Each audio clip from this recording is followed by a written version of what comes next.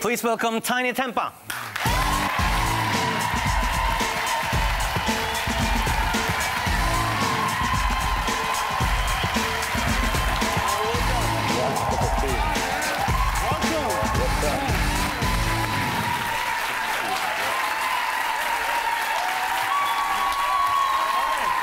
Welcome to Norway.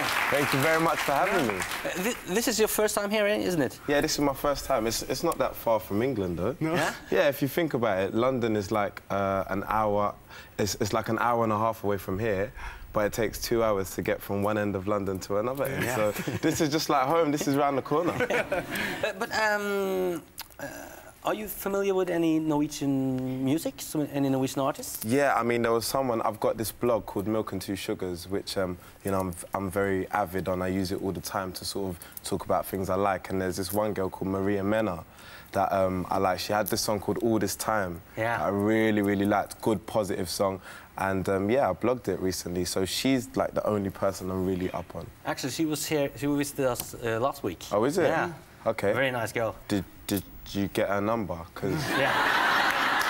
I got her number. We have her number. Yeah. We'll talk afterwards. She's going to get married now.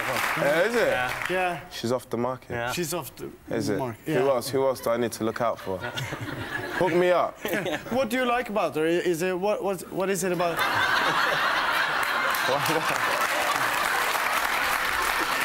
No, she's cute. She's cute. Yeah, and she's the cute. song as well. Yeah, because I was supposed to ask about the music. I didn't get that far. No. Sorry. But that's good. The song is good. Yeah, the song is very good. Very positive song. Yeah, a year ago, yeah, most people hadn't heard of Tinie Tempah. Yeah. But in 2010, you're the best-selling artist in England. That's crazy. In Britain. Thank you very much. It's crazy. How does that make you feel? Do you know what? It's just crazy. You know, like when you're a little kid, you know, I've wanted to do music since I was about 12 years old. So you're this little kid thinking, one day I'm going to be really big, I'm going to be famous, I'm going to have #1s, I'm going to be so famous I can't go out and people are going to take pictures. And then it actually happens. And then you're like, oh, this is a bit too much. So, yeah, it's very surreal and it's very crazy, but I'm happy that I get to do what I love every single day. I'm happy that I get to see the world. I get to come to beautiful places like this and meet incredible people. So I'm very happy right now. Yeah, you've been on tour with Rihanna. Yeah. Jay-Z is trying to pick you up for his record label. Yeah, that's crazy. You have performed with Kylie Minogue and Snoop Dogg. We have some pictures here from Glastonbury. Yeah. What's that like?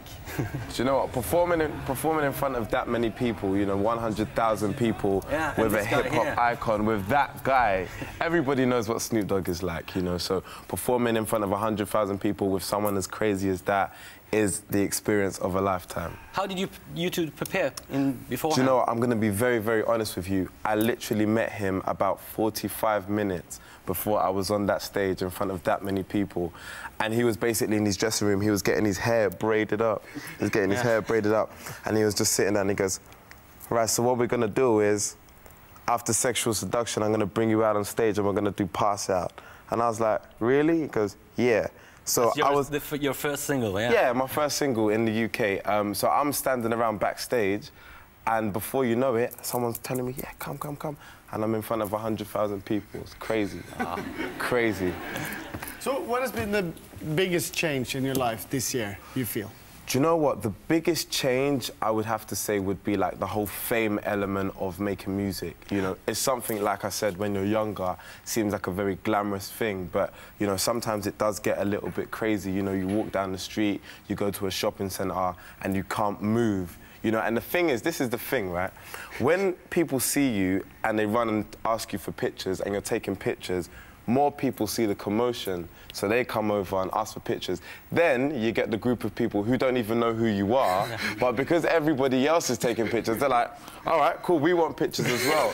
So you end up standing around for like about an hour taking pictures, and then all the shops close and you don't get to do any shopping. Have you experienced this, Stellan? It's not that bad in Sweden. No, it's not. You're going to play Written in Stars later. And of course. You filmed the moment that you understood that it became #1 in England. Yes. And you were in the studio, listening to the radio. We got the film here. Take a look. I can reveal that this week's #2 is last week's #1. It's Bruno Mars. Yeah.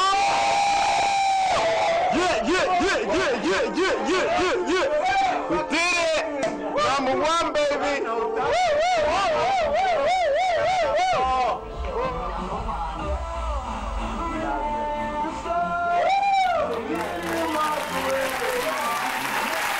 That's emotional. That's a good moment. Yeah, that's very, very emotional. Very, very emotional. Wow.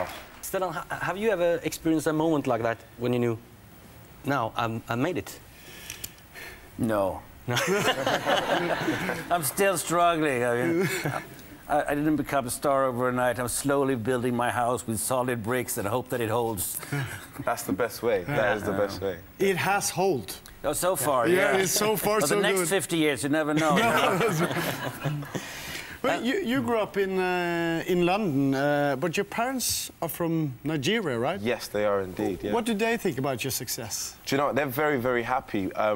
But you see, in an African household, education is like the foundation. So you have to be educated. You have to go to school. You have to go to college. You have to go to university. And obviously, I made the decision to do music instead of go to university. So you know, when I said, "Mom, I'm not going to uni," she went, "Yes, you are." And I was like, no, I'm not going to go. She said, "Yes, you are." So then come September, when everybody went to university, I'm coming out of my bedroom at like 11 in the morning, just strolling around making a sandwich. She's like, "Why are you not in university?" I'm like, "Remember, I told you I was going to do music." She goes, "Go to university now. Like, leave this house and go now." But I mean, eventually, I guess, you know, it's fair to say I worked as hard at music as I would have if I was at university. So it's nice to be able to give her a plaque or give her a platinum plaque and say, "Mom, my album's gone platinum," or "Mom, I've gone #1 again." You know, it's So good. They love it. She's proud now. Yeah, she's very, very proud. So what kind of advice do they give you now in these days? Do you know what? My dad, he really likes the way that people kind of perceive me and people kind of like my character. So he just said, "Son, you can do whatever you want. You can have as many girls as you want. Just do not get no tattoos. No tattoos." I'm bare. I'm as bare as a bear. I have no tattoos. So tattoos, that's no a no-go. Yeah. Have you tattoos? No, I don't have any. He's got a little one on his nipple. He showed me.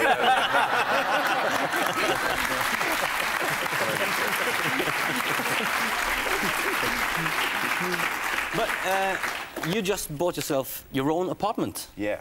What did your mother say when you moved out? She didn't really like it because I'm my mum's firstborn. I'm her love child, she calls me. And yeah, I'm very much a mummy's boy. Like, if I go to my mum and I go, she would do anything in the world for me. So, yeah, it's true. So, yeah, so when I moved out of the house, you know, there was uproar. She was like, "You can't just go, you can't just leave me." All my brothers and sisters were looking at us like, "Wait, what about us? What about if we move out? Will we get the same treatment?" So, yeah, I mean, it wasn't the best time, but I had to do it. I had to leave the nest. Yeah. But obviously, you have more money now than you had 1 year ago. Yeah. What have you? Yes, I do. What have you spent them on? Do you know what? Every time something really brilliant happens, I try my best to buy something of sentimental value and something that holds its value. Like a memory, yeah, exactly. So something, every time you look at it, you're like, "Ah, I remember what happened." And thankfully, loads of good things have happened, so I've been able to buy loads of good things. Okay. And one of the things I bought a Mercedes for my 22nd birthday, which was really, really nice, a brand new Mercedes. And I got this watch. When the album went to #1, do you want to have a look at it? Oh, yeah. Right. You won't get it back. I know, I've seen these guys before. Well, you haven't bought that in the beach in Ibiza? No. I bought that straight from the shop. So, yeah, when I could only do this in Norway, I could never do that in London because I would lose this watch straight away. But yeah, no, as soon as the album went #1, I thought I might as well treat myself and, you know, buy a nice Rolex. Have you ever done this, Stellan? I've never been #1. No. I've never been able to afford it. Well, I think when I got my first money when I was 16 years old and did this TV series, what I did, I was living in a small town in southern Sweden. I went straight to Stockholm, and there was a little shop that sold really hip English clothes, and I bought myself a ridiculous coat.